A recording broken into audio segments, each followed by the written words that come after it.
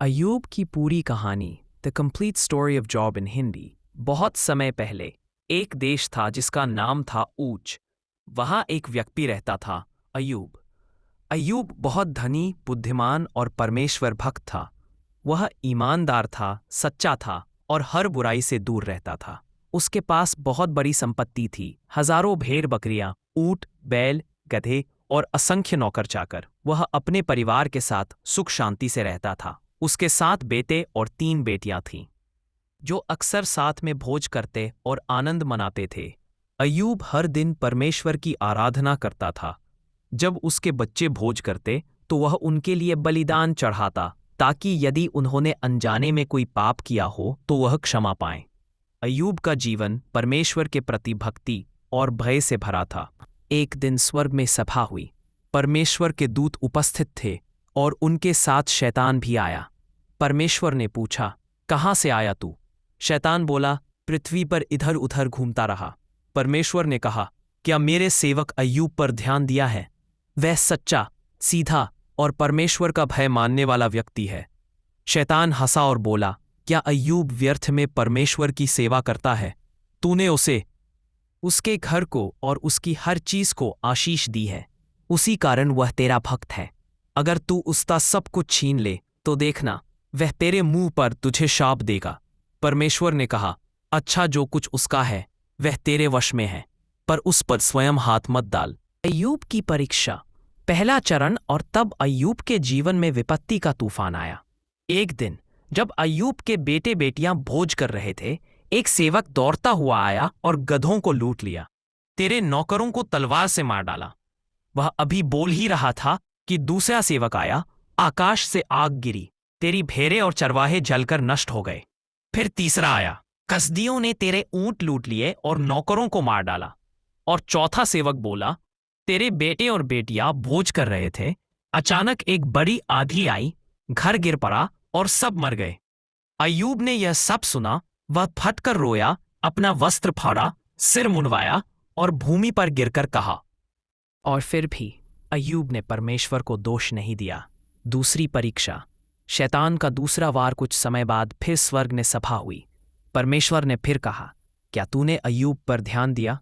उसने अपनी सच्चाई नहीं छोड़ी, यद्यपि तूने व्यर्थ में उसे सताया। शैतान बोला, त्वचा के बदले त्वचा। मनुष्य अपनी जान के लिए सब कुछ छोड़ देता है। अगर तू उसके शरीर पर हाथ डाल दे तो वह तुझे शाप देगा। परमेश्वर ने कहा, ठीक है, वह तेरे वश में है, पर उसकी जान मत लेना। और तब शैतान ने अय्यूब के शरीर पर सिर से पैर तक फोड़े और घाव कर दिए। अय्यूब राख में बैठ गया और मिट्टी के टुकड़े से अपने घाव खुजाने लगा। उसकी पत्नी ने कहा, क्या तू अब भी अपनी सच्चाई पर दृढ़ है? परमेश्वर को शाप दे और मर जा। अय्यूब ने उत्तर दिया, तू मूर्ख स्त्री की सी बातें करती है। क्या हम परमेश्वर से केवल भलाई ही लें, बुराई नहीं? और फिर भी अय्यूब ने अपने होठों से पाप नहीं किया। अय्यूब के मित्रों का आगमन। अय्यूब के 3 मित्र थे, एलीफज, बिल्दद और सोफर। वे जब यह सब सुनकर आए तो दूर से अय्यूब को देखा। वह इतना बदल गया था कि पहचान में नहीं आता था। वे उसके साथ 7 दिन और 7 रात धरती पर बैठे रहे। किसी ने कुछ नहीं कहा, क्योंकि उसका दुख बहुत बड़ा था। अय्यूब की विलाप। 7 दिन बाद अय्यूब बोला, उसने अपने जन्म के दिन को कोसा। वह दिन मिट जाए जिस दिन मैं जन्मा। क्यों मैं गर्भ से निकल आया? काश मैं जन्म से पहले ही मर जाता। वह अपने दुख को खुलकर व्यक्त करने लगा। उसे यह समझ नहीं आ रहा था कि इतना निर्दोष होकर भी उसे यह पीड़ा क्यों मिली। मित्रों के साथ तर्क वितर्क। अय्यूब के मित्रों ने कहा, परमेश्वर निर्दोष को नहीं दुख देता। जरूर तूने कोई छिपा हुआ पाप किया है। पश्चाताप कर, ताकि परमेश्वर तुझे फिर आशीष दे। अय्यूब बोला, मैं जानता हूं कि मैं निर्दोष हूं। मेरा हृदय परमेश्वर के सामने साफ है। फिर भी मेरा जीवन दुख से भरा क्यों है? परंतु दया का अभाव था। अय्यूब और परमेश्वर का उत्तर थे। एक युवा व्यक्ति। वह मनुष्य को दंड इसलिए देता है ताकि उसे नम्र करे और उसका मार्ग सीधा करे। इसके बाद परमेश्वर ने स्वयं अय्यूब से बात की। वह एक बवंडर में प्रकट हुआ और कहा, अय्यूब, तू कौन है जो मेरी बुद्धि को अंधकारमय शब्दों से ढकता है? जब मैंने पृथ्वी की नींव डाली तब तू कहाँ था? क्या तू समुद्र की सीमा बांध सकता है? क्या तू बिजली की दिशा बता सकता है? परमेश्वर ने अपनी सृष्टि की अद्भुत बातें बताईं। हिम, वर्षा, जानवर, तारों और शक्तिशाली जीवों जैसे बहमोत और लेवियाथन के बारे में। इन प्रश्नों से परमेश्वर ने दिखाया कि मनुष्य की बुद्धि सीमित है। वह सृष्टिकर्ता की योजनाओं को पूरी तरह नहीं समझ सकता। अय्यूब का पश्चाताप। अय्यूब परमेश्वर के सामने झुक गया और बोला, प्रभु, मैं जानता हूं कि तू सर्वशक्तिमान है। मैंने बिना समझे बातें की। मैं तुझसे सुनता था, अब मैंने तुझे अपनी आंखों से देखा है, इसलिए मैं पश्चाताप करता हूं, धूल और राख में। अय्यूब की पुनर्स्थापना। परमेश्वर ने अय्यूब के मित्रों से कहा कि उन्होंने ठीक नहीं कहा। फिर उसने अय्यूब को दोगुना आशीर्वाद दिया, पहले से अधिक धन, पशु और सम्मान। उसे फिर 7 बेटे और 3 बेटियां मिली। उसकी बेटियां देश की सबसे सुंदर कही गई।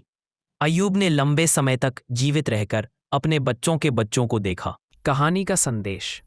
1. सच्ची भक्ति परिस्थितियों पर निर्भर नहीं होती। अय्यूब ने परमेश्वर की आराधना की, चाहे सब कुछ चला गया हो। 2. दुख हमेशा पाप का परिणाम नहीं होता। कभी कभी परमेश्वर हमें परीक्षा के माध्यम से और गहरा विश्वास सिखाता है। 3. मनुष्य की समझ सीमित है। परमेश्वर के मार्ग ऊंचे हैं, उसके विचार हमारी समझ से परे हैं। 4. अंत में परमेश्वर न्यायी और दयालु है। उसने अय्यूब की पीड़ा को देखा और उसे पहले से अधिक आशीष दी। समापन। अय्यूब की कहानी हमें सिखाती है कि विश्वास, धैर्य और नम्रता के साथ यदि हम परमेश्वर पर भरोसा रखें तो हर अंधकार के बाद प्रकाश आता है। प्रभु यीशु आपको आशीष दे। आमीन।